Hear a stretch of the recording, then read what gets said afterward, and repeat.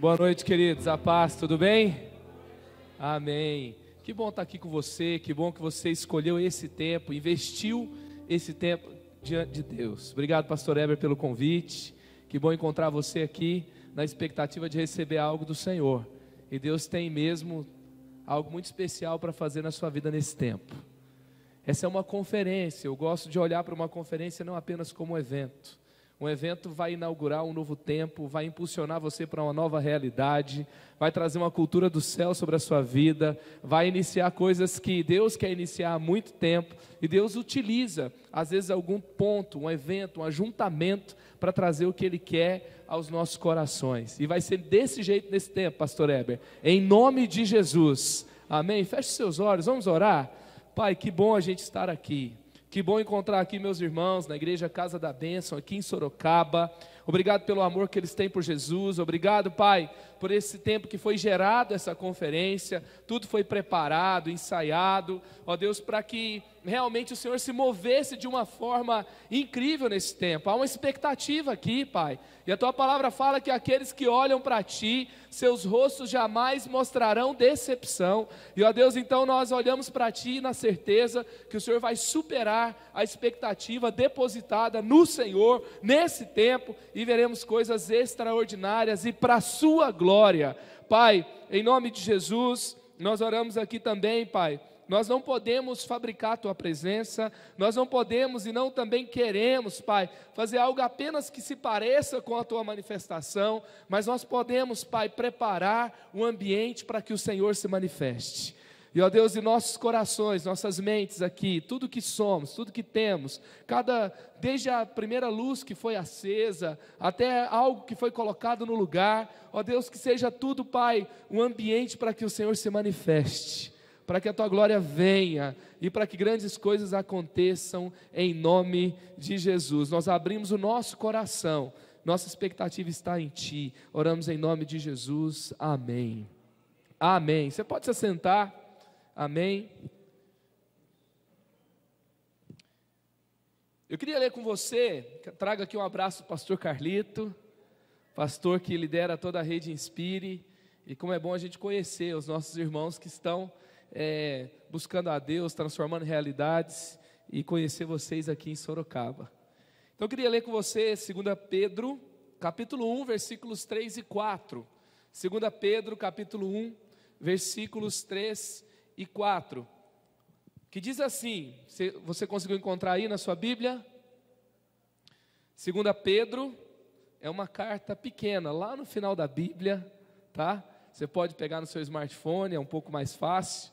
Capítulo 2 Pedro 1, eu vou ler os versículos 3 e 4, que diz assim: o seu divino poder nos deu tudo de que necessitamos para a vida e para a piedade, por meio do pleno conhecimento daquele que nos chamou para a sua própria glória e virtude. Dessa maneira, Ele nos deu as suas grandiosas e preciosas promessas, para que por elas vocês se tornassem participantes da natureza divina e fugissem da corrupção que há no mundo, causada pela cobiça. O tema dessa conferência é enraizados. E a palavra de Deus está dizendo que em Jesus, se nós estivermos enraizados nele, nós já recebemos, nós não vamos receber, nós já recebemos tudo que nós precisamos para a vida. E a vida aqui não é simplesmente sobrevivência, é uma vida plena, é uma vida poderosa, é uma vida que toca o extraordinário. E tudo que a gente precisa, a gente já recebeu em Jesus. E o texto está dizendo assim, que também tudo que nós precisamos para fazermos boas obras, aqui está falando piedade, que está ligada a boas obras, a glória e a virtude de Cristo nós já recebemos nele. E aí no final do texto vai dizer que, desse versículo que nós lemos, que nós temos que ter cuidado e fugir da corrupção que há na carne, corrupção que há no mundo, mas nós somos chamados para o extraordinário. E o tema que Deus colocou no meu coração para essa mensagem é vilão ou revolução. Ou seja, eu não sei se você já percebeu, quando se trata de juventude, a galera dos jovens, é meio que assim, é meio 880, você já percebeu? É uma geração de exageros, meio que de tudo ou nada. eles não falam assim, como é que foi? Foi. Não, eles falam assim, ou foi top, ou foi demais, ou foi miado. Eles falam assim, é um ou outro, entendeu? Então, às vezes, não é que não foi tão bom, entendeu? Mas é porque tocou ali algo e ele já curte demais. Não é que foi tão ruim, é porque a gente gosta de exagerar, a gente gosta de se expressar de forma intensa. Tudo que a gente faz, a gente vai para um lado ou para o outro. E na verdade, na Bíblia, a palavra de Deus fala que não existe meio termo. Jesus falou, quem não ajunta comigo, espalha. Então, não tem como você ficar no meio do caminho. Então, ou nós seremos vilões, ou nós vamos fazer a revolução com Jesus. Ou a gente vai tocar o extraordinário. E é isso que o texto está dizendo. Olha, você tem tudo para uma vida poderosa, extraordinária. Mas, cuidado com a cobiça da carne. Às vezes eu olho para os meus filhos, eu tenho 2 filhos. Eu tenho um Samuel de 3 anos, inclusive eles estão no acampa dentro lá na igreja nesse momento.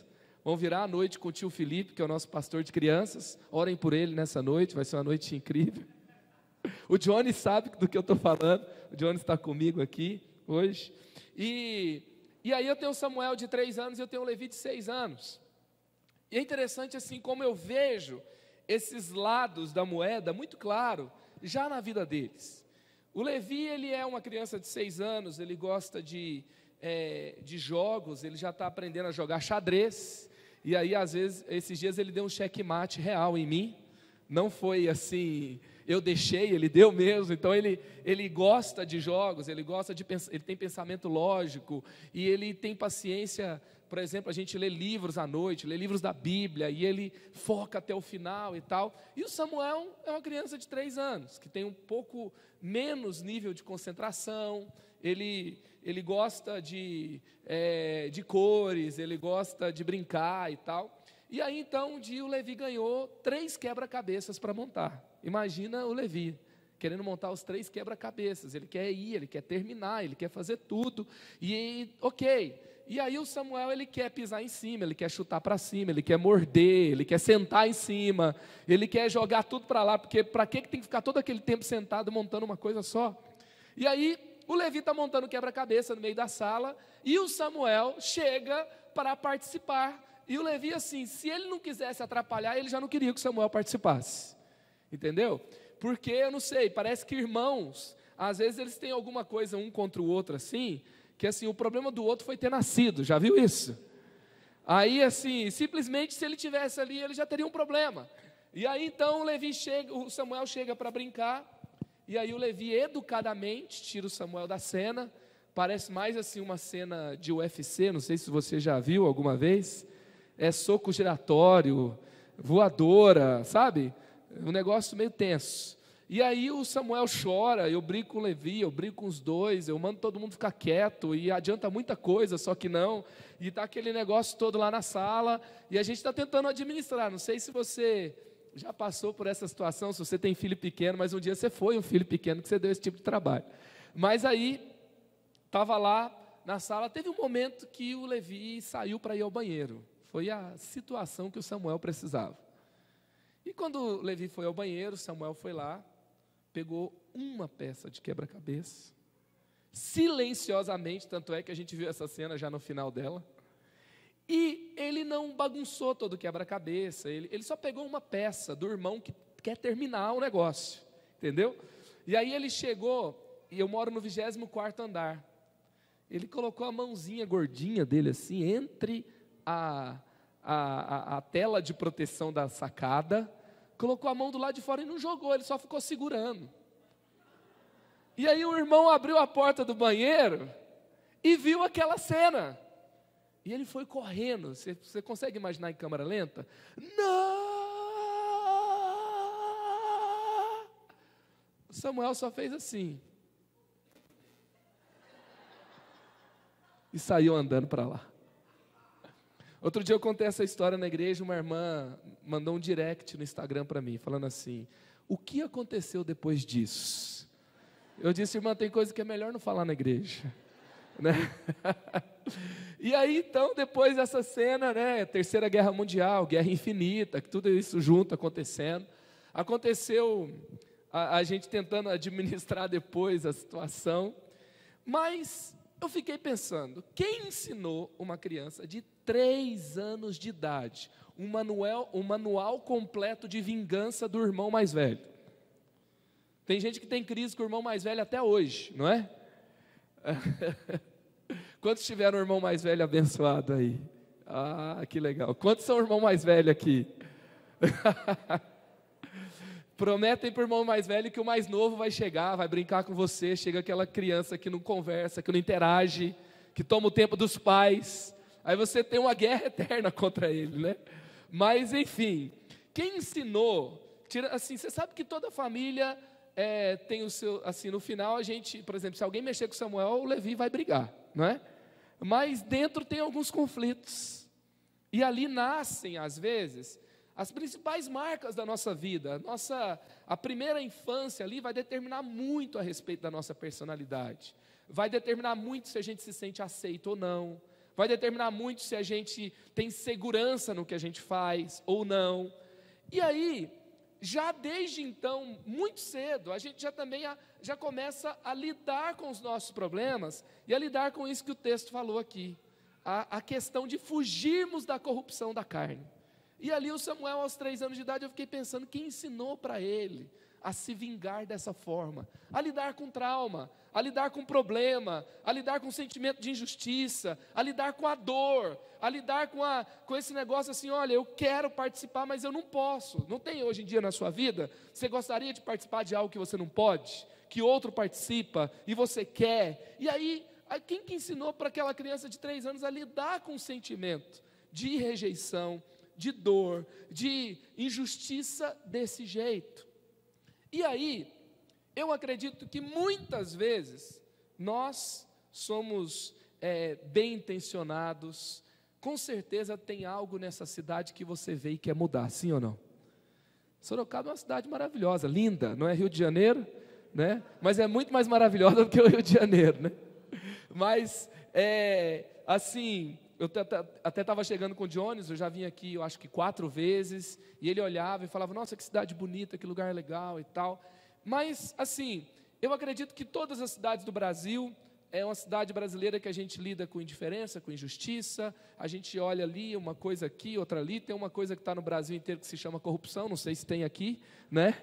Não deve ter, mas a gente quer mudar, a gente quer fazer a diferença. Você entra numa igreja, você quer servir. Se você está saudável, se você aceitou Jesus, se Jesus entrou na sua vida, se Ele redimiu a sua história, se Ele curou suas feridas, você quer transformar a realidade, sim ou não?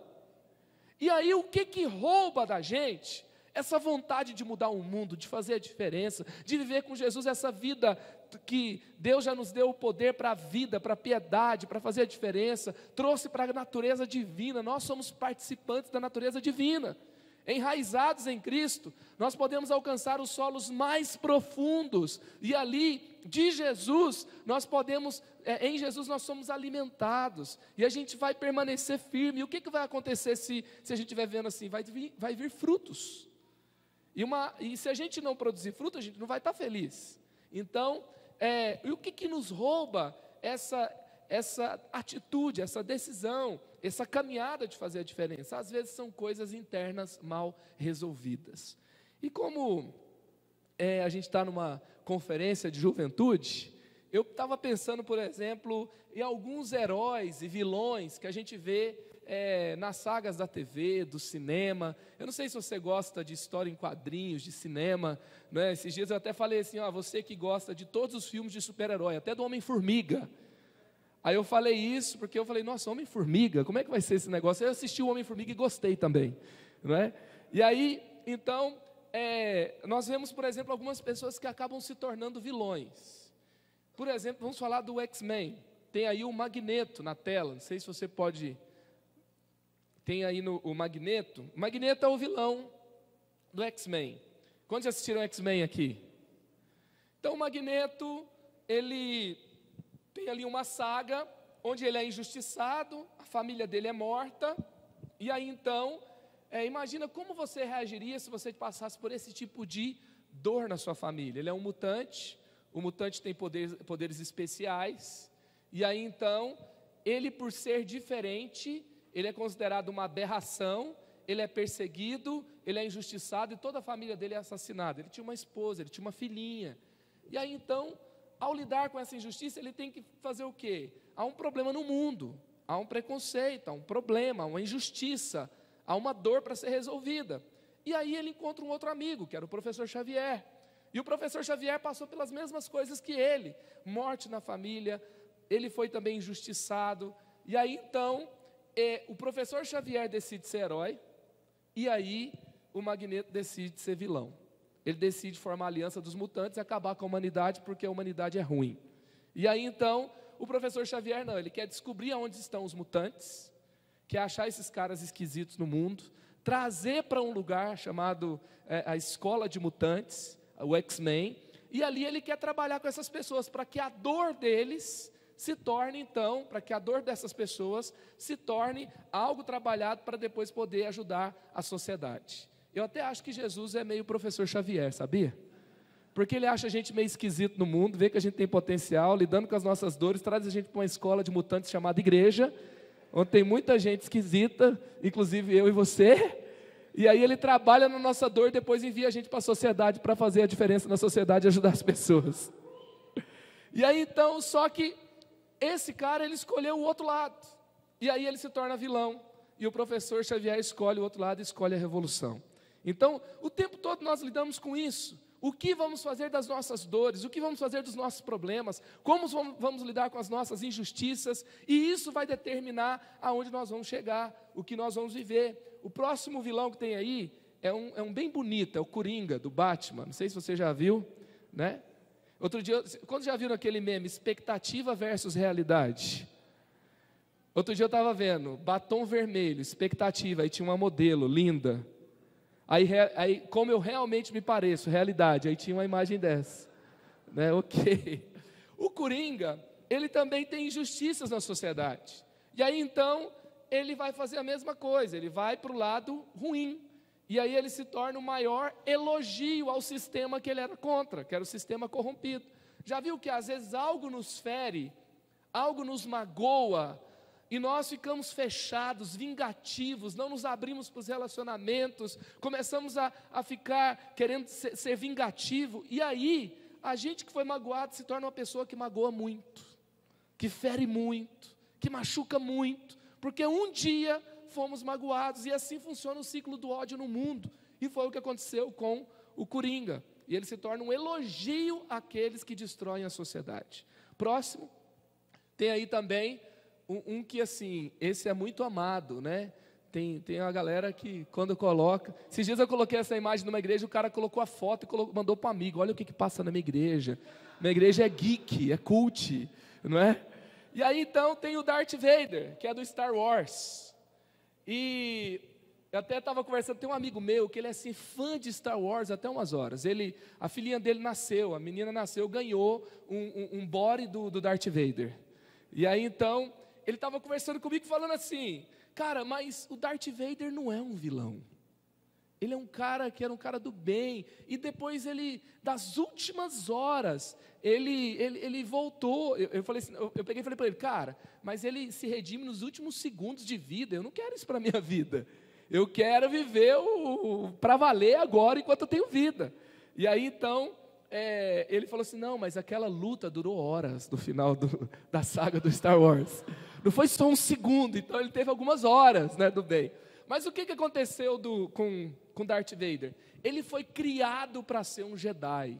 O Jedi é o cara do bem, o Jedi é o que luta contra o lado sombrio da força, ele realmente protege todo mundo e a sociedade civilizada lá do Star Wars. E aí então, o que aconteceu foi que ele foi seduzido pelo lado sombrio da força.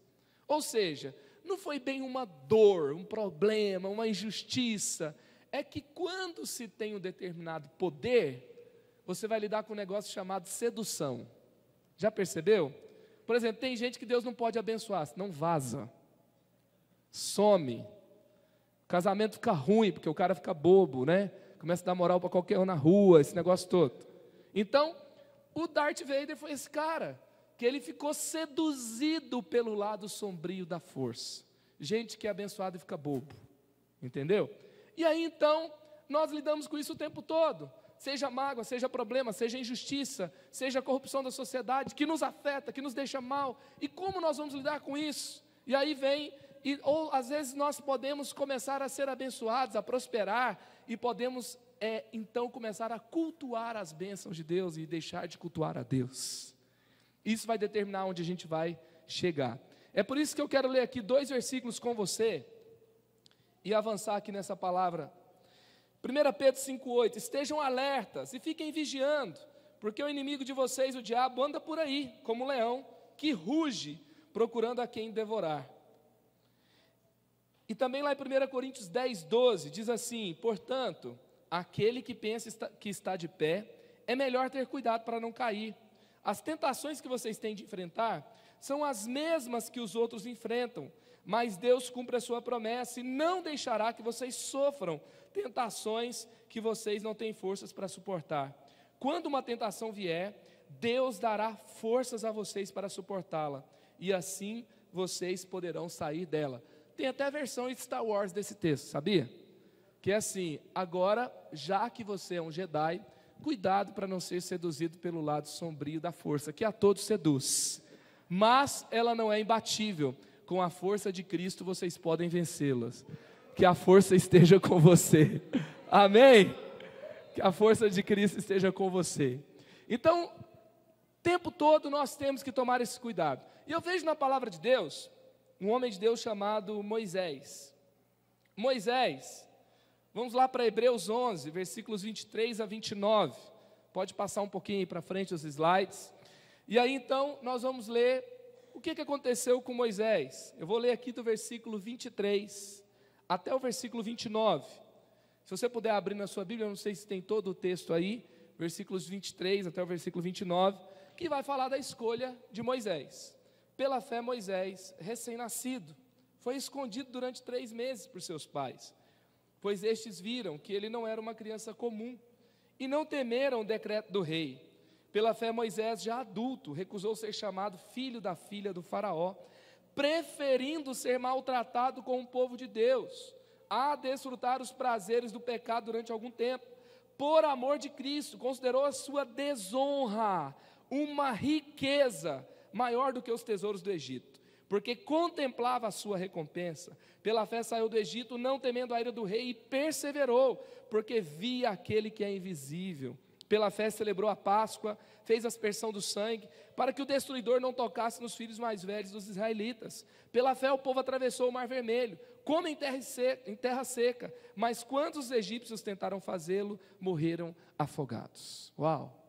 Moisés, um homem comum, como eu e você, que sofreu injustiça. Ele viu os seus irmãos israelitas serem mortos. Ele foi salvo por causa de um ato que a sua mãe teve, percebendo que ele não era uma criança comum, e Deus o guardou. Ele foi criado no palácio, mas daqui a pouco ele vê os seus irmãos sofrerem. Ele tenta lidar com essa injustiça do seu jeito, sendo um justiceiro. Ele quase se torna um vilão, porque ele mata um egípcio, ele tem que fugir para o deserto. Lá no deserto ele vive esquecido por 40 anos, com seu sogro Jetro. E ali então, depois de 40 anos ele tem um encontro com Deus. E aí a Bíblia fala que ele escolhe ser maltratado com o seu povo. Ele escolhe a desonra de viver como escravo, porque ele tinha encontrado uma riqueza em tudo isso.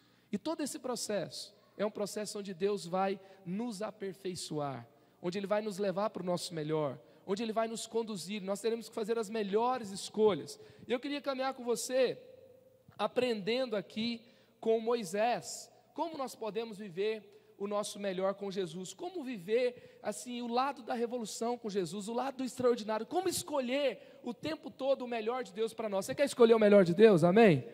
Você crê que o extraordinário pode acontecer na sua família, no seu trabalho, na escola que você estuda? Você crê que pode acontecer o extraordinário de Deus na sua igreja? Essa cidade pode ser toda alcançada para Jesus. Amém? E foi isso que aconteceu com Moisés. Imagina, um hebreu que vivia entre os escravos, se apresenta diante do rei mais poderoso da terra. Imagina você contra o Trump. Foi o que Moisés fez. E ele vai lá e fala assim: eu quero resgatar todo mundo, porque Deus está chamando todo mundo para adorá-lo. E ele sai, depois de 10 pragas, ele sai da frente de Faraó, com tudo que ele reivindicou feito, e a multidão atrás dele. É um extraordinário, sim ou não? Eu creio que há situações impossíveis na sua vida, e você pode estar diante dos faraós desse mundo, e você pode sair de lá vitorioso em nome de Jesus. E como isso aconteceu com Moisés? Vamos lá. Para você viver o seu melhor com Jesus, primeira coisa, aprenda a ver Jesus.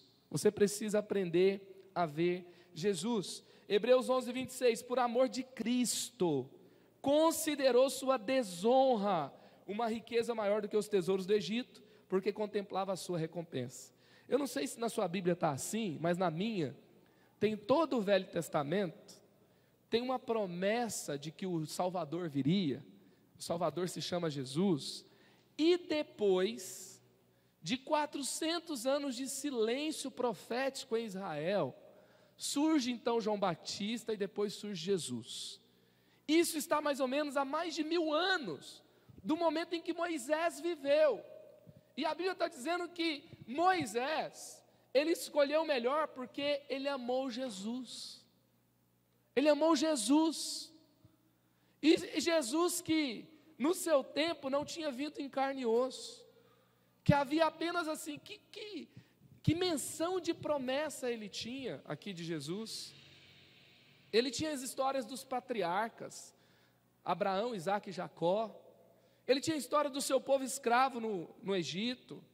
Mas ele consegue, no meio do caos, há anos, milhares de anos antes do nascimento de Jesus na terra, porque Jesus não nasce na manjedoura, Jesus cria um mundo com o Pai, lá em Gênesis.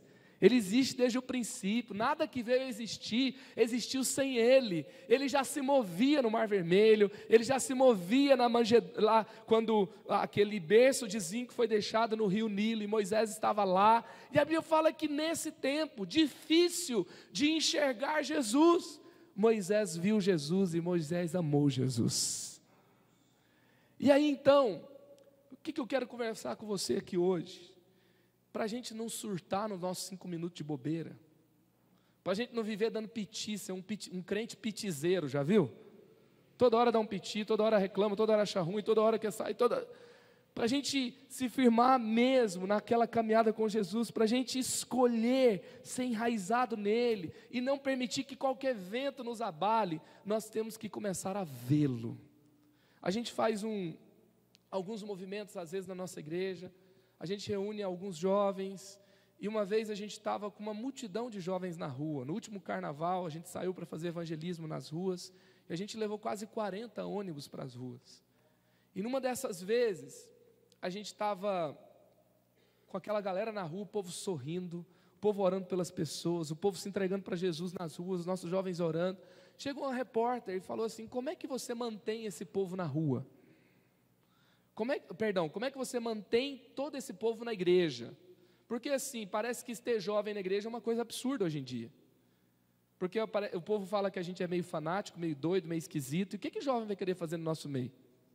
E eles estavam perguntando: mas como é que esse povo fica na igreja? É estranho demais. Eu me lembro que na hora Deus me deu uma resposta. Porque assim, para virar um meme, estar na internet no outro dia, uma reportagem do pastor falando uma bobeira, é facinho, não é? E aí Deus me deu uma resposta na hora. Eu falei assim: olha, a gente não mantém ninguém dentro da igreja, a porta fica aberta o tempo todo. Quem quiser entrar, entra, quem quiser sair, sai na hora que quiser. A gente não amarra, a gente não prende, a gente não mantém. Eu também não tenho ministério que mantém ninguém dentro da igreja. Eu falei: a gente simplesmente facilita o encontro de cada um com Jesus. E depois que a gente se encontra com Jesus, o que vai superar Jesus? O que é melhor que Jesus? O que é melhor do que viver com Jesus? Like no Instagram é melhor que Jesus? Ter uma rede social bombando é melhor que Jesus? Ter Jesus? Não quer dizer que se a gente tem Jesus, a gente não pode ter like no Instagram. Mas o dia que você põe uma foto agora, vai ter um monte de like ou não? Agora, se tiver ou não tiver, e eu tiver firmado em Jesus, eu vou ficar de boa, tranquilo, é só uma rede social. Tem gente que entra em depressão depois que o seriado que ela assistiu acabou. O que eu vou fazer da vida agora? Meu seriado preferido acabou. Outro dia a gente estava na nossa igreja, E aí a gente começou a falar sobre, a gente precisa levar esperança para aqueles que não têm esperança. Tinha acontecido aquela tragédia lá em Santa Maria. Mais de 200 jovens morreram numa boate, numa noite, naquela cidade. E aí então, a gente tem aquela tendência, né? A gente é crente, santo, todo mundo aqui bonito, cheiroso, venha, levanta a mão, adora Jesus. E o que esse povo doido, esse povo ímpio está fazendo lá fora, nas baladas? E aí então eu comecei a falar para os nossos jovens, falei, cara, imagina uma coisa, se você não conhecesse Jesus, se não tivesse esperança de vida eterna, você não tivesse sido salvo, lavado, redimido, se não tivesse um futuro glorioso com Cristo, se não tivesse a certeza que se você partir dessa terra agora, você vai estar com Jesus, se Ele não preenchesse seu coração, aonde você estaria lascado numa sexta-feira à noite? Na melhor das hipóteses, você ia estar bebendo com seus amigos numa balada. Na pior das hipóteses, você está fazendo coisa errada. Coisa errada assim, crime. E aí então, a gente começou a perceber o quê? Que, na verdade, o que nos separa de estar aqui e estar lá zoado na noite, é a revelação que nós temos de Jesus. Não é que a gente não pode, é que a gente não precisa. Jesus é tão bom, Jesus é tão incrível, que assim, cara, o que vai me sustentar? Por exemplo, eu falei aqui uma situação de uma criança que fica nervosa com a outra e se sente injustiçada, depois a gente cresce, a gente lida com isso o tempo todo. O que nos mantém? Tem uma hora na palavra de Deus que Paulo escreve aos Colossenses, não se cansem de fazer o bem. O que vai nos fazer não nos cansar de fazer o bem? É lidar com mais uma injustiça e continuar fazendo o bem. O que é isso? É quando você é injustiçado e você ainda ora por aquela pessoa. É quando você vê que está todo mundo desistindo do Brasil e querendo vazar fora, e você fica, e você ora, e você acredita na mudança. É quando você percebe que tem um monte de gente desistindo, mas você caminha, e você acredita, e você continua honrando. Está todo mundo desonrando, mas você honra. Você não é mais a pessoa que vai com todo mundo. O que nos mantém assim? É se a gente conhece Jesus de verdade. Porque a nossa recompensa está com Ele, porque aquele que está no secreto nos recompensa. É interessante que Moisés, ele viu Jesus, e viu, olha só, por amor de Cristo considerou sua desonra uma riqueza maior do que os tesouros do Egito. Por quê? Porque contemplava a sua recompensa. Querido, deixa eu te falar uma coisa, você tem uma recompensa em Jesus. Você tem uma recompensa. Agora sim, eu vejo Jesus e vejo a minha recompensa. Vamos supor, eu vejo o álcool e vejo uma recompensa. Fico meio out, falo umas coisas que eu não tenho coragem de falar quando eu estou sóbrio. Aí eu fico meio doidão, daí eu saio, faço umas besteiras, depois no outro dia acordo com ressaca, já passou a recompensa. Agora eu vejo Jesus, eu vejo a minha recompensa eterna. Ninguém pode tirar o que Ele me dá. O prazer que Ele me dá, ninguém vai me dar nesse mundo.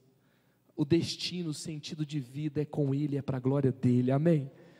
Então eu tenho que aprender a ver Jesus, e se eu aprender a ver Jesus, tudo muda. Agora é interessante que assim, Moisés está no meio do deserto, o que ele está fazendo? Está cuidando das vacas do sogro, trabalhinho meio difícil, né? Ele está lá, cuidando das vacas do sogro e tal, assim, é menos pior do que cuidar das vacas da sogra, entendeu? Brincadeira, eu amo minha sogra, se você é sogra e está aqui, Deus te abençoe. Não vai embora, calma. Mas assim, ele está lá cuidando das vacas do sogro. Ele está no templo orando, gente. Ele está fazendo alguma coisa assim, está fazendo um jejum, um voto. Não, ele está lá no deserto. Por exemplo, Paulo ele teve a revelação de Jesus no caminho de Damasco. O que ele estava fazendo naquele caminho? Ele estava indo para Damasco para matar crente. E aí Jesus aparece para ele. Ele não está orando, não está jejuando, está fazendo coisa errada. É igual o cara está cheirado, lascado, e Jesus aparecer para ele. Imagina a cena. O que isso significa? Que Jesus, Ele é cheio de graça e de misericórdia. Ele nos encontra quando a gente está indo na direção oposta. Ele nos encontra quando a gente está lá no nosso trabalho, a gente nem está nem ligando para Ele, a gente só quer ser rico lá. Sabe, Moisés estava querendo dar um jeito na vida, gente, estava cuidando, trabalhando lá, entendeu? Aí só que tem um problema, problema assim, né? No meio do trabalho, Jesus aparece para ele. Ele fala, opa, não posso mais viver do mesmo jeito. Vou ter que deixar essas vacas aqui, vou ter que ir lá para o Egito falar para o faraó que aquele povo é povo de Deus e vai ter que sair de lá. Ele vai fazer uma coisa que ele nunca se imaginou fazendo. Por quê? Porque ele viu Jesus. Só que é interessante que o encontro de Moisés com Jesus não parou no deserto, na sarça ardente. Depois ele vai subir no monte com Deus. Ele vai ouvir Deus, ele vai ter uma tenda do encontro no meio do acampamento, ele vai falar com Deus o tempo todo. Com Paulo, a mesma coisa. Ele aparece para ele no meio do caminho, mas Paulo muda por completo a sua vida. Paulo tem reuniões de oração com os primeiros discípulos lá em Jerusalém, depois ele se espalha pelo mundo e ele vai falar de Jesus e do amor de Jesus que o transformou no mundo inteiro. Sabe o que eu quero dizer para você? Que é verdade. A gente pode se encontrar com Jesus na superfície. A gente pode se encontrar com Jesus quando a gente não está nem pensando nele. Eu tenho uma avózinha, a vovó Maria, eu sempre tento falar de Jesus para ela.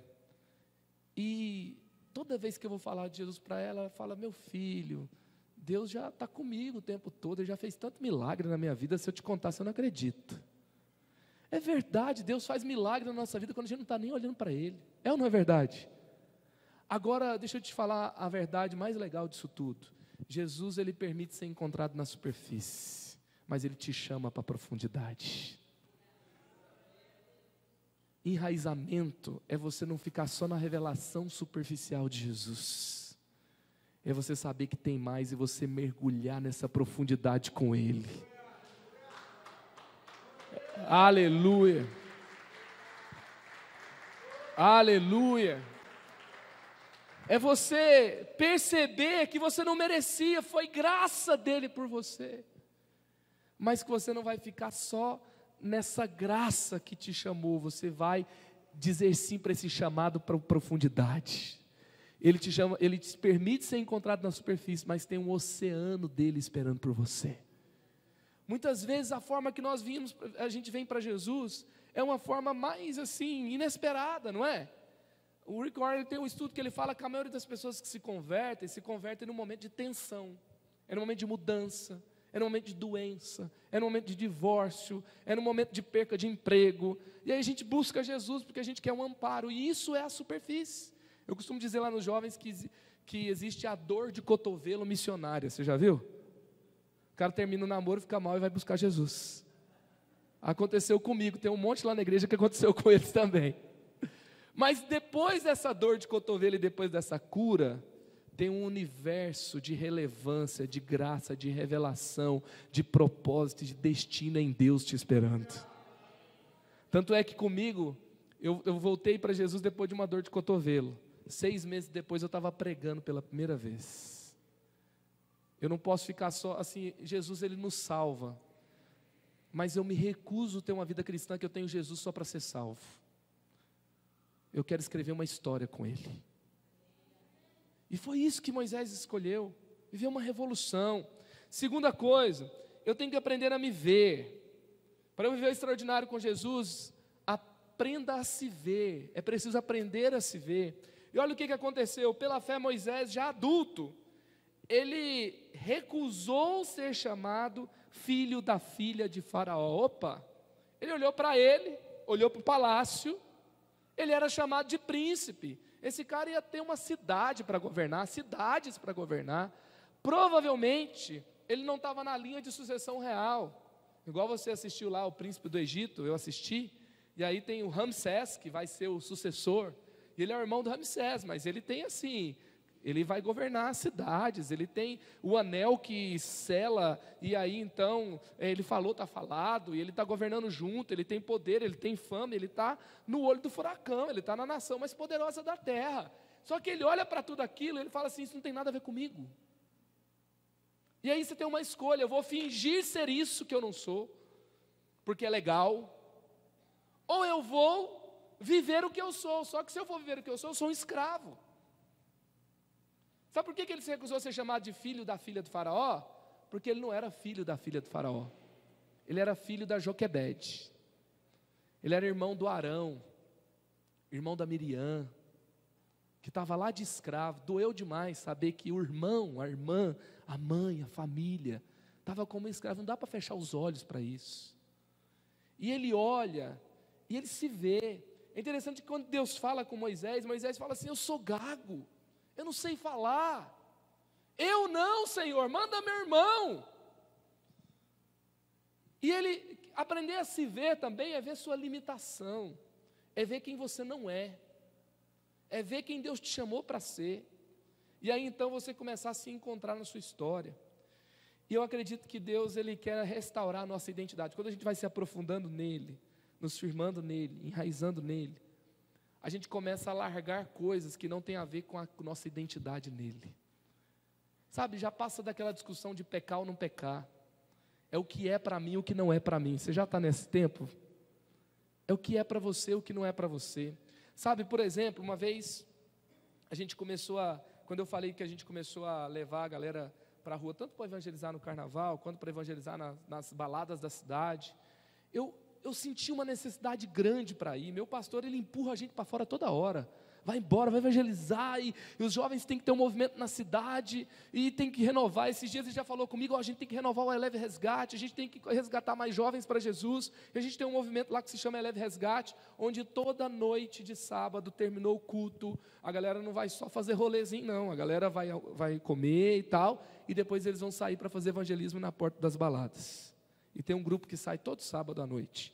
E aí eu me lembro das primeiras vezes que a gente foi, eu fui lá, eu sou o pastor deles, eu estou no meio deles, eu quero evangelizar, está todo mundo olhando para mim, o que o pastor vai fazer, a gente faz também. E eu queria ser tipo assim, um Todd White, sabe? Queria chegar assim, ó, estiloso, pá, e começar a falar, e aí assim, a galera começar a ficar em volta, e eu parar a balada, e eu começar a orar, o povo cai para trás, para frente, baba, e eu oro para o outro se converte, o outro é curado, a perna cresce, eu filmo, coloco no YouTube, os negócios assim. Aí quando eu chegava lá, eu comecei, a primeira pessoa que eu fui orar, que esse testemunho tem muita gente que não conta, eu vou contar. A primeira pessoa que eu fui orar, estava um monte de gente no fusquinha bebendo. Aí eu falei: e aí, tudo bem, tudo bem? O cara da frente começou a me dar moral, eu ouvi a conversa, eu comecei a falar de Jesus para ele, pá! Aí a pessoa de trás olha, começa a falar assim: vai falar de Jesus para o capeta! E começa a gritar, a menina estava endemoniada, e eu não sei se foi o Espírito Santo que não deixou, mas eu fiquei tão assim que eu falei: galera, valeu, e já saí assim na hora. E aí, beleza, eu já saí, e eu falei: cara, eu não sou o Todd White, eu não sou dos Vingadores do Evangelismo, da Liga da Justiça, eu sou eu mesmo. Como é que não estamos fazendo aqui na frente desse negócio? O que vai acontecer? E aí, naquela noite, Deus fez algo, foi muito especial, mas eu comecei a descobrir que eu não preciso ser outra pessoa, eu posso ser eu mesmo. Porque, deixa eu te contar um pouquinho da minha história. Eu era um adolescente, eu entrava na sala de aula, aí a professora ia fazer a lista de chamada, daí falava Marco, tinha um monte de Marcos na minha sala, aí tinha que ler todos os sobrenomes, tinha promoção no cartório, todas as mães deu tudo nome de Marcos para os filhos. É Marco Aurélio, Marco não sei o quê, Marcos Paulo, Marco Túlio, tudo Marcos. Aí, na hora que falava Marcos Madalena, era legal pra caramba. Não era uma pessoa para botar para fora a sala, era a sala inteira. Todo mundo começava a bater na cadeira e cantar: Madalena, Madalena, você é meu bem-querer. Vou falar para todo mundo, vou falar para todo mundo. Todo mundo cantando junto. Era legal demais. Aí no meio do pátio, no intervalo, teve um dia que os caras teve a ideia lá, sabe? Todo mundo começou a cantar, 800 alunos cantando junto. Madalena, Madalena. Cara, adolescente quer ser popular, sabe? Quer ser legal demais, quer chegar, conversar, tirar a onda. E eu era a Madalena gordinha, que entrava na escola. E todo mundo zoava. Isso provocou um problema na minha identidade. Eu tinha vergonha de quem eu era, eu tinha vergonha do meu nome, eu tinha vergonha de tudo. Aí eu queria dar um jeito, queria emagrecer, fechava a porta do banheiro e ficava fazendo 200 abdominais para ver se resolvia. E vai. Aí eu chego na adolescência, eu quero provar para todo mundo que eu não sou a Madalena gordinha, né? Então o que eu quero fazer? Eu quero pegar geral. Não dava conta, mas queria. E aí começa a se relacionar, vira aquela confusão. Eu me desvio da igreja. E eu fico um tempo fora, e nessa onda, e querendo provar, e não sei o que, e tarará. Depois de 2 anos, assim, eu era desviado com a mãe crente. Pai crente, pastor, ficava orando lá. Tudo que eu tentava fazer de legal lá fora não dava certo, porque eles oravam, dava tudo errado.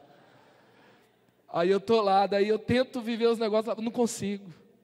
Aí eu estou lá um dia lá em casa, sozinho, acontece um negócio doido, o som liga sozinho.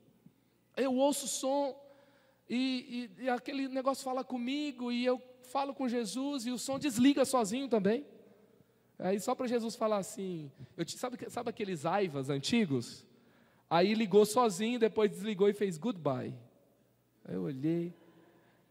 Aí foi assim, uma frase da música, falava que eu estava buscando Deus em todos os lugares, mas Ele não era difícil de encontrar, porque Ele me amava, Ele me amava, Ele me amava, Ele me amava e goodbye. Aí eu parei, falei, cara, Deus quer falar comigo. Aí eu ajoelhei, eu orei, Deus falou comigo, foi legal demais. Tudo que eu estava querendo provar para todo mundo, naquela hora não era mais importante, o importante é que eu tinha Jesus. E aí então eu começo a me lançar nele, e foi essa história toda aí. Daqui a pouco eu estou começando a compartilhar meu testemunho com as pessoas, daqui a pouco eu estou copiando as pregações das outras pessoas também, porque me chamaram para liderar os jovens, eu tinha 18 anos de idade, e aí eu estava fazendo uma faculdade de comunicação, nunca tinha pensado em ser pastor, não queria ser pastor não queria. E aí de repente eu estou lá, e aí eu estou liderando os jovens, daí eu ouço a pregação do outro e prego na igreja. Conto as mesmas piadas, as mesmas ilustrações e faço apelo no final, e o povo se converte de igual também. E aí isso foi bom, porque eu tinha uma referência, mas eu acredito que assim, cara, se tem alguma coisa que Deus falou para você, vai lá e prega esse negócio também, legal. Mas só que daqui a pouco eu tenho de novo esse conflito de identidade. E aí então, o que aconteceu comigo? Quando eu estou lá na rua, vamos voltar lá para aquela porta da balada, onde eu estou lá, onde eu estou querendo ser outra pessoa, os vingadores do evangelismo, e não está dando certo. Aí daqui a pouco eu vou conversar com outro cara. Sabe o que eu descubro? Na frente da balada tem um filho de pastor desviado. Aí eu pego e começo a falar, cara, eu sei o que você está passando. Sua mãe está orando em casa, né? E você quer provar para todo mundo que, tipo assim, você não é o crentinho, né? E aí eu começo a conversar, e o cara começa a se identificar. E às vezes era fácil conhecer os caras, né? Porque eu falava, qual que é o seu nome? Ele falava, Zaqueu. O cara está liderando o funk lá, distribuindo bebida para todo mundo. Qual que é o seu nome? Zaqueu.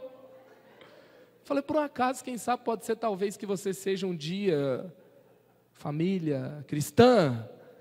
Ele, que é isso? Pode ser, quem sabe, talvez seu pai pastor. Cara, que história é essa? E daqui a pouco eu começo a abrir o coração, daqui a pouco ele fala assim, se liga aí, todo mundo aqui ouve o que o cara está falando aqui. Daqui a pouco a gente está no rolezinho do funk da cidade, com o Zaqueu, com os amigos dele todo abraçado, a gente orando e ele chorando aqui. Outro dia eu perguntei o nome do cara, qual que é o seu nome? Ele é Abacuque. Agora, se meu pastor ele foi pregar numa igreja um dia, ele foi fazer uma brincadeira, perguntou para a pessoa, qual que é o seu nome? Ele falou, Provérbios. Mas pode me chamar de Eclesiastes. Você lembra dela? Aí o que acontece? Eu começo a descobrir que eu não preciso ser o outro para Deus me usar. Eu posso ser eu mesmo. Porque Deus nunca vai abençoar quem eu quero ser. Deus só pode abençoar quem eu sou. Deus não pode abençoar quem você quer ser. Deus não podia abençoar quem eu queria ser no evangelismo, quem eu queria ser pastoreando jovens, quem eu queria ser com outro dinheiro, com outra realidade. Deus só pode abençoar o que eu sou com o que eu tenho. Isso me mostra que eu não tenho desculpa para não fazer a diferença. Eu não tenho desculpa para não me posicionar. Eu não tenho desculpa para fugir do meu chamado. Eu não tenho desculpa para ser um crente sentado, salvo e satisfeito, SSS. Eu não tenho desculpa para ser um crente que senta e vai embora e não faz nada de diferente na vida. Não tenho desculpa, porque Deus não tem só esse púlpito aqui para usar. Tem um púlpito lá na sua casa, tem um púlpito lá na sua sala de aula, tem um púlpito no meio dos seus relacionamentos, tem um púlpito na empresa que você trabalha, e só você pode cumprir esse chamado aonde você está. Você precisa aprender a se ver. Veja ali, Moisés gago, fala com o rei mais importante do seu tempo. Moisés, pastor de um rebanho no meio do deserto, caipira, ele sai de lá, gago, e ele vai na frente de Faraó, e ele fala, e ele tem que ser ouvido, porque Deus estava com ele, Deus tinha chamado, era ele. É você que Deus quer usar, onde você está, do seu jeito, na sua história. Talvez outras pessoas não me escolheriam para estar onde eu estou, eu não me escolheria, mas Deus me escolheu para que eu esteja onde eu estou. E se Ele escolheu, tudo que eu tenho, tudo que eu posso, tudo que eu sou, eu vou me entregar para Ele. Eu tenho uma história. Se Jesus me curou de uma rejeição, se Jesus me curou de uma religiosidade, de um lugar onde meu coração ficou ferido, eu saí da igreja, se Jesus me curou da minha história, quando Ele me cura, a minha ferida fecha e um ministério se abre. Toda vez que fecha uma ferida, abre um ministério, sabia disso? E essa é a sua história, o que Deus te chamou para viver. Então se posicione na sua identidade com Jesus. Terceiro, aprender a ver os outros. Então, o que Moisés também nos ensina? Pela fé o povo atravessou o Mar Vermelho, como em terra seca, mas quando os egípcios tentaram fazê-lo, morreram afogados. Está falando de Moisés, está falando que ele viu Jesus, está falando sobre ele, daqui a pouco vai falar sobre que a partir de como ele vê Jesus, a partir de como ele se vê, não é mais filho da filha de Faraó, agora está falando de um povo, de uma nação inteira, porque tudo que Deus faz na minha vida, Ele não está vendo apenas quem eu sou, Ele não está vendo apenas a bênção que chegou para mim, Ele está vendo uma multidão à sua volta. Lá em Isaías 60 fala, olha, chegou, brilhou a sua luz, tem trevas na terra, mas sobre você raia a luz do Senhor. E aí pega e começa a falar, os povos virão a ti. E aí lá no último versículo vai dizer assim, e o menor virá a ser 1000. Se a luz de Cristo está sobre você, se a glória de Deus está sobre você quer a glória de Deus sobre a sua vida? A palavra de Deus fala que quando a glória de Deus está sobre a nossa vida, os povos virão a nós, e o menor virá a ser 1000. Imagina o crente mais fraquinho, acho que aqui não tem crente fraquinho, lá na minha igreja tem, mas imagina que tivesse um crente fraquinho aqui, o mais fraquinho ganhar 1000 pessoas para Jesus. Essa é a vontade de Deus. Você crê que essa é a vontade de Deus? O mais fraquinho virá a ser 1000. O menor virá a ser 1000. Aprender a ver os outros. Sabe, Deus fez um milagre na sua vida. Jesus salvou você. Jesus te curou daquela dor. Jesus te tirou da depressão. Jesus te tirou da dependência química. Você foi um filho que foi rejeitado no ventre da sua mãe. Você foi um filho que talvez você viu coisas terríveis acontecer dentro da sua casa, você ficou ferido por aquela dor dos seus pais, o pai abandonou, você foi alguém que de alguma forma talvez tenha passado por algum tipo de abuso, sofreu violência, ou talvez você num ato de loucura na sua vida um dia praticou um aborto, e aí depois de tudo isso você se arrependeu, você voltou para Jesus, você entregou sua história para Jesus, você entendeu que Ele tinha a cura para você, Ele curou você. Agora você vai lá para curar quem está com depressão, para ajudar quem está na dependência química a sair da dependência química, quem tem hoje um problema de rejeição ser curado da rejeição, porque a grandeza do que Deus está fazendo na minha vida tem a ver com a grandeza do que Ele vai fazer por meio de mim na vida de outras pessoas. Nós não estaríamos falando de Moisés nessa noite se ele apenas tivesse tido um encontro com Deus no deserto. Nós estamos falando de Moisés porque ele libertou uma nação. A vida dele talvez estava até boa agora, no meio do deserto, tendo uma experiência com Deus. Você quer aquela multidão de israelitas falando na sua cabeça? Ele viu uma missão com Jesus. Ele viu uma missão com Deus. Ele viu um povo que precisava ser resgatado. E ele foi lá resgatar.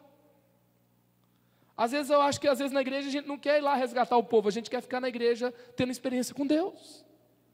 A gente quer ficar no monte tendo experiência com Deus. Eu quero ficar na sarça. Só que eu tenho que começar a ver os outros. Eu tenho que começar a ver outras pessoas. Eu tenho que começar, sabe... eu me lembro aquele tempo que eu voltei para Jesus, eu ia nos cultos e tinha um pastor que pregava assim: olha, você não está aqui para entregar somente sua vida para Jesus e ser salvo, você está aqui para fazer uma história com Ele. Você vai liderar um pequeno grupo, você vai fazer a diferença lá, você vai multiplicar esse pequeno grupo, você vai pastorear uma geração, você vai plantar uma igreja, sabe? E aí o meu coração começava a queimar. Daqui a pouco eu queria sair pregando para todo mundo. Eu chegava do culto à noite, meus vizinhos às vezes até escondiam, porque onde sabe aquele forró no fim de tarde, domingo à noite, todo mundo bêbado já? Eu ia sentar lá com os caras e falar de Jesus para eles, porque eu não aguentava mais chegar e dormir. Então eu começo a ver os outros. Tem outras pessoas na sua família que ainda não conheceu Jesus. Em 2018 vai estar aqui com você. Imagina passar o Réveillon na igreja Casa da Bênção de Sorocaba, com meu pai que não era cristão, agora cristão, entregando um novo ano para Jesus. Sabe, uma igreja que ganha pessoas para Jesus, que ganha jovens para Jesus. Esses dias nós estávamos no Dia dos Pais, em agosto agora, segundo domingo de agosto, e aí o pastor Carlito perguntou na nossa igreja: quem aqui o pai ainda não se converteu? Muitos filhos o pai ainda não tinha se convertido. Eu fui de uma igreja no passado, que as mães, e estavam fazendo muito certo, as mães estavam no círculo de oração orando pelos filhos que não tinham se convertido ainda. E hoje, nós temos as mães que oram pelos filhos, mas uma igreja que ganha pessoas para Jesus, vai ter uma multidão de filhos que já oram pelos seus pais para que eles se convertam. Eu acredito que tem a ver com a profecia sobre o espírito de Elias, sobre uma geração que converteria o coração dos pais aos filhos, dos filhos aos pais. Quantos aqui tem pais que ainda não são cristãos? Deixa eu ver. Você vai trazer o seu pai para Jesus.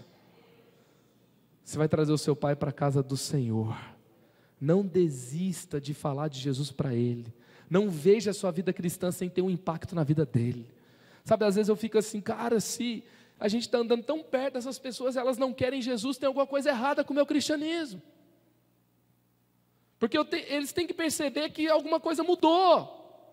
Estava lendo um texto hoje em Salmos que falava que é bom estar quem vive perto de Deus. Por quê? Porque ele tem muita alegria. Agora, se eu estou perto de gente que não se converteu e vive reclamando, entendeu? Agora, até o jeito que eu falo, o jeito que eu vivo, mudou. Por quê? Porque eu vejo os outros à minha volta. Amém? Então, aprenda a ver os outros e aprenda a ver a sua missão com relação a cada pessoa que está perto de você. E por último, ousar a viver pela fé. Pela fé saiu do Egito. Ele não saiu porque ele estava se achando bonzão, não. Ele não confiou nas planilhas do planejamento dele, não. Ele não confiou no poder de guerra dos hebreus, porque era tudo escravo. Ele saiu de lá pela fé. Pela fé saiu do Egito, não temendo a ira do rei. Nem ficou com medo do Trump na saída. Ô Trump, valeu, Deus abençoe. Fica essa galera aí. Pode tentar jogar um míssil que não vai funcionar, estou vazando. Ele saiu sem temer Faraó e perseverou, porque via aquele que é invisível. Pela fé celebrou a Páscoa, fez aspersão de sangue para que o destruidor não tocasse nos filhos mais velhos dos israelitas. Foi pela fé. Pela fé ele teve ousadia de confrontar Faraó. Pela fé ele teve ousadia de pedir a liberdade do povo hebreu. Foi pela fé. Sabe, tudo isso que eu estou falando que a gente pode viver, transformar a sociedade. Eu acredito, eu falei aqui que Deus não tem só esse púlpito aqui. Eu creio que Deus tem para a igreja também os púlpitos dos teatros, os púlpitos das empresas. Na economia, Deus vai dar ideias para o povo que é consagrado a Deus. Esse povo vai ter realizações, vai começar empresas, startups, que vão virar depois unicórnios, que vão crescer e que vão ganhar muito dinheiro para Jesus, para o reino. Sabe? E é isso que Deus tem para nós. Nós temos um projeto lá com os jovens, de incentivar os jovens a começarem. O Jones até participou desse projeto com a gente, ele lidera esse projeto. Onde nós estamos incentivando os jovens a terem ideias, para terem um plano de negócio de uma empresa nova que vai nascer, onde desde o primeiro embrião da empresa, ela vai nascer com foco no reino. E a gente vai botar a mão na cabeça desses meninos, vai mentorear esses meninos, vai trazer os empresários bem-sucedidos da igreja para mentorear os mais novos, e eles serão bem-sucedidos. Agora, tudo isso vai acontecer como? Isso vai acontecer com ousadia de fé.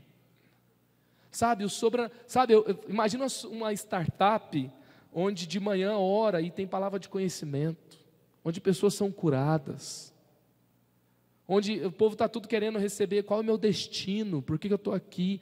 Aí ele vai se encontrar com Jesus, vai ter o destino lá na startup. É isso. E as pessoas serão curadas.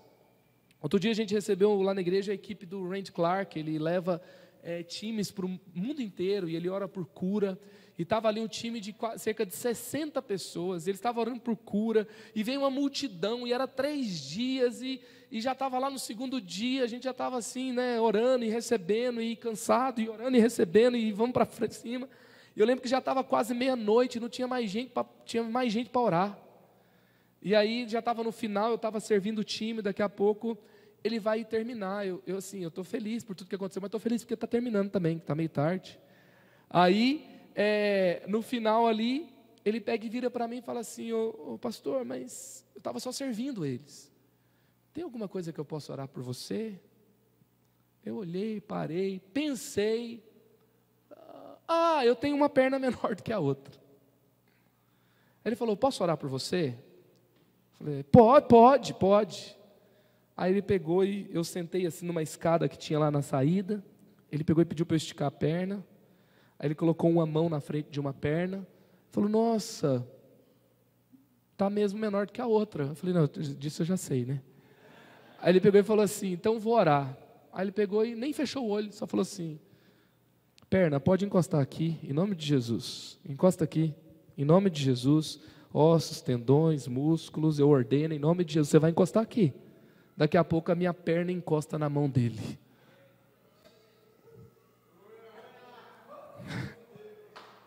Aleluia.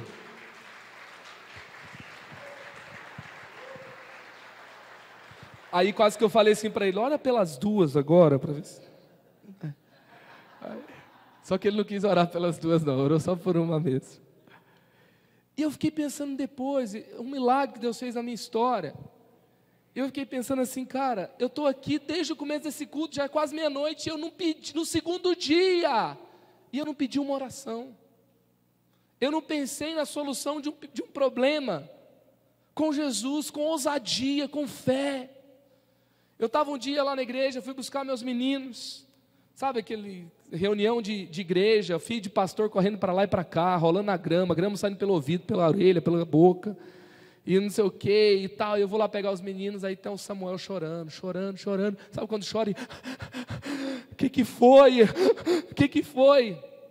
Aí ele custou conseguir falar, daí ele fala assim: é que o Levi falou que eu sou café com leite. Aí eu olho para aquela história, tá vendo, irmão mais velho é uma benção. Aí falou que o outro é café com leite. Isso é café com leite, café com leite. O menino estava desesperado. Por quê? Porque café com leite não tem risco, não brinca, não marca ponto, fica só lá rodando igual uma abelha tonta, né? É o café com leite, né? E aí eu fiquei vendo toda aquela história e trazendo para a minha história da minha cura, e eu lá e eu não tá vivendo isso no meu ministério, isso acontecer comigo, eu tá ali, nem pedi para alguém orar por mim. Eu não sei se você se sente assim, mesmo me senti envergonhado. Fiquei feliz demais, mas para mim tem que começar um novo tempo na minha vida. Eu não quero mais ser café com leite no ministério. Eu não quero ser mais café com leite na igreja. Eu não quero mais estar aqui, estou no movimento, não sei o quê, fico imaginando. Não, eu quero correr riscos, eu quero marcar ponto, eu quero dar trabalho para o inferno, eu quero ver sinais e milagres acontecendo, eu quero viver com ousadia no sobrenatural aquilo que Deus tem para a minha vida e para a minha história. Não dá para ficar só. Eu quero orar, eu quero ver as pessoas sendo curadas. E a gente começou a falar isso para os meninos da igreja. Daqui a pouco um grupo de adolescentes vai para o parque e começa a orar. Ora pela perna de gente que era mais curta que a outra, a perna cresce. E os milagres começam a acontecer e fluem em palavras de conhecimento. Eu creio que Deus está liberando um novo tempo, onde nós vamos ver milagre acontecendo para tudo que é lado. Sinais e maravilhas, eu quero toda a verdade, eu quero toda a manifestação que Deus tem para nós na fé cristã. E na minha Bíblia, os primeiros cristãos viveram milagres o tempo todo. E Jesus é o mesmo ontem, é o mesmo hoje e será o mesmo eternamente. Esse mesmo Jesus quer manifestar na minha vida, na minha história. A gente não pode ser aquele crente bonzinho, legal, sabe? Que fica lá, não, a gente é bonzinho, sabe? A gente faz tudo direitinho. Não, a gente não só faz tudo direitinho, não. A gente traz o desfecho para a história, porque nós somos embaixadores de Cristo. E Cristo não está de escanteio, Cristo é protagonista. A gente vai orar, a gente vai se posicionar, a gente vai estar no lugar que é para estar, a gente vai ver Deus, vai ver Jesus, a gente vai se ver, a gente vai ver os outros, a gente vai se posicionar com ousadia, e milagres e sinais vão acontecer. Grandes conquistas vão acontecer. E a gente tem que começar a ver os milagres em todas as áreas. Eu não sei se aqui é do mesmo jeito, mas para ter um lugar como esse, na região central da cidade, tem que pagar um aluguel. E não costuma ser barato, né? Ou a gente tem que pagar para comprar. Aí se a gente quiser acrescentar, tem que pagar para expandir. Se quiser abrir uma igreja em outro lugar, tem que comprar também. Tem a ver com recurso financeiro, sim ou não? Então na igreja a gente tem que celebrar a cura do câncer. E a gente tem que celebrar o irmão que prospera também, porque é milagre, tudo milagre. É ou não é verdade? Porque quando o generoso prospera, o reino avança. E é tudo milagre. Sabe, quando alguém tem mais influência nessa cidade, o reino avança. Quando alguém que tem o coração consagrado para Deus. Porque aonde chega alguém que vai influenciar para o reino, vai mudar a história de famílias da cidade. A igreja vai ter mais espaço, a igreja vai avançar. E a vontade de Deus vai se estabelecer por meio daquele irmão onde ele estiver. Com ousadia eu vou me posicionar. E eu não quero ser mais café com leite, eu vou ver o sobrenatural acontecendo onde eu estiver. E para a glória dele, amém? Aleluia, aleluia, aleluia. Hebreus 11, 27 e 28, então pela fé ele sai do Egito, não teme a ira do rei, persevera. Olha o enraizamento aí, persevera. Vem, sabe, 9 nãos de Faraó. E ele perseverou, ele avançou, porque via aquele que é invisível. Quantos estão vendo aquele que é invisível na sua vida, na sua história?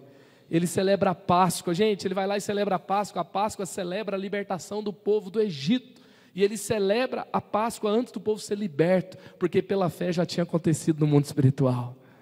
E ele sai, e ele atravessa o mar vermelho em seco, e o povo vai atrás. Que o extraordinário aconteça na sua vida e na sua história, porque com Jesus o extraordinário te aguarda. Com Jesus o melhor está por vir. Fique em pé no seu lugar. Nós vamos orar agora. E eu creio que Deus quer inaugurar um novo tempo de manifestação dele nesse lugar. Eu creio que Deus quer usar a juventude dessa igreja de uma forma diferente. Eu queria fazer uma oração especial aqui, pastor. Eu queria orar pela juventude dessa igreja aqui. Quantos querem abençoar os jovens dessa igreja, os jovens e os adolescentes? Então, se você é jovem, é adolescente nesse lugar, eu queria que você saísse do seu lugar, você viesse aqui à frente. Eu quero orar, eu quero te abençoar, para viver a manifestação de Deus nessa realidade, para um novo tempo e para a glória de Deus. Você pode vir para cá, todos os jovens, todos os adolescentes, saia do seu lugar. É tempo de uma virada nessa igreja, por meio da juventude, tempo de uma nova história. Pastor Heber, igrejas serão plantadas por aí desse pessoal daqui. Muitos deles vão prosperar muito. Sabe, o mundo muitas vezes tem uma questão assim. Para você ser uma pessoa muito bem sucedida numa área, parece que você tem que ter uma história, na família tem que ter já acontecido. A mesma coisa com relação ao ministério. Mas eu vejo que muitos de vocês vão ser alguém extraordinário numa área que ninguém da sua família foi antes. Você vai além. Você vai viver o chamado de Deus na sua vida. Você que é jovem, que está aqui na frente, a gente está falando de ser vilão, ser revolução. Eu tenho aprendido uma coisa, na própria realidade da juventude lá da minha igreja, que os jovens e os adolescentes, se eles não derem trabalho para o inferno e para o capeta, eles vão dar trabalho para a igreja. Vão ficar aqui ensimesmados, criticando tudo. Agora, se você começa a fazer a diferença e mudar a história, você pode ser um ponto de mudança, um ponto de virada. E você pode trazer o céu para a terra, e você pode trazer a mudança que você quer ver, e Deus pode usar você para isso. Tenho certeza que tem coisas que Deus colocou no coração do pastor Heber, que vai acontecer por meio de você, que talvez você queira que aconteça também, mas você nem sabe o que Deus colocou no coração dele. E Deus vai arquitetar para que o novo de Deus aconteça para a glória dele. O que Deus quer aqui hoje é simples. Deus te chamou para o extraordinário. Há conflitos internos no seu coração, e se você resolvê-los, deixar que Jesus seja o centro, tudo vai se resolver, e o seu pleno potencial será liberado numa vida poderosa com Ele. É isso que Deus tem para você. E a grande questão hoje, você quer dizer sim para isso? Você quer se colocar nesse lugar de relevância, para ser usado por Deus, para fazer a diferença, para mudar a realidade? Imagina celebrações de juventude aqui lotada, a gente, sabe, vai ter que abrir outro culto, porque tem uma multidão querendo entrar lá fora e não entrou ainda. Imagina Deus dar para vocês espetáculos, que vocês vão escrever, vão atuar, vão começar a atuar aqui, vai chamar a atenção da cidade, daqui a pouco um teatro da cidade vai abrir para vocês entrarem e atuar lá também. Um dia nós saímos da nossa realidade lá, paramos de fazer um acampamento de carnaval, porque a gente levava os jovens para o mato para não pecar durante o carnaval. Aí Deus falou, fica na cidade e faz a diferença. A gente ficou. Final da história, a gente foi convidado para ser parte do carnaval oficial da cidade. Era um negócio meio esquisito, mas Deus nos deu uma direção onde nós entramos, e no meio do carnaval virou um culto, e mais de 300 pessoas se converteram. E no final de 4 anos o carnaval da cidade foi cancelado e nunca mais voltou. Tem histórias novas que Deus quer escrever por meio da juventude dessa igreja. Deus quer usar todas as faixas etárias, mas se é um tempo de conferência de juventude, queria que você tivesse uma expectativa, uma palavra de bênção para os jovens que vão se posicionar para fazer a diferença. Amém? Então você, de outra faixa etária, pode estender as mãos para a gente orar. E você que está aqui à frente, levante suas mãos para receber algo de Deus, para tocar no Senhor agora. Pai, em nome de Jesus eu oro aqui, Pai, declarando, Pai, que a gente não vai perder o potencial, a igreja não vai perder o potencial de ninguém aqui para as trevas, para a vaidade, para o egoísmo, Pai, para uma mentalidade pequena, em nome de Jesus, Pai. E eu quero declarar sobre os teus filhos, Pai, a unção do Senhor. Eu quero declarar, Pai, o envio, Pai, o teu sobrenatural. Em nome de Jesus, Pai, que o teu sobrenatural aconteça, flua. Eu quero declarar que eles estarão diante dos faraós desse mundo, destemidos, cheios de coragem, Pai, cheios de unção do Senhor. E, ó Deus, e resgatarão aqueles que o Senhor quer resgatar para um novo tempo e para uma nova história. Ó Deus, em nome de Jesus, derrama a criatividade, derrama a estratégia, venha com sinais e maravilhas, Pai. Ó Deus, que o sobrenatural flua, aconteça, que o novo do Senhor venha. Ah Deus, que o Senhor tenha aqui homens e mulheres consagrados, separados, aonde eles estiverem, Pai, o coração não vai sair do centro do Senhor, da tua vontade, do teu propósito. Prepara a gente para provar, para receber grandes bênçãos do Senhor, para atuar com influência, Pai, em nome de Jesus. Pai, aqui, Pai, ninguém vai ser abençoado e vai ficar bobo. Em nome de Jesus, vem Espírito Santo, vem com poder, vem com graça, venha com liberdade, Pai, venha com relevância, com revelação de destino, de propósito. Em nome de Jesus, nós oramos aqui, Pai, crendo que o Senhor já liberou, por meio desse enraizamento, por meio desse tempo, Pai, a visão está sendo aberta, ó Deus, a mente está sendo alargada, e o extraordinário está por vir em Ti, Pai. Nós oramos agora, crendo, Pai, que o Senhor já começou a fazer, e que grandes coisas estão por vir. Nós oramos em nome de Jesus. Amém, amém, amém, aleluia, Aleluia, aleluia.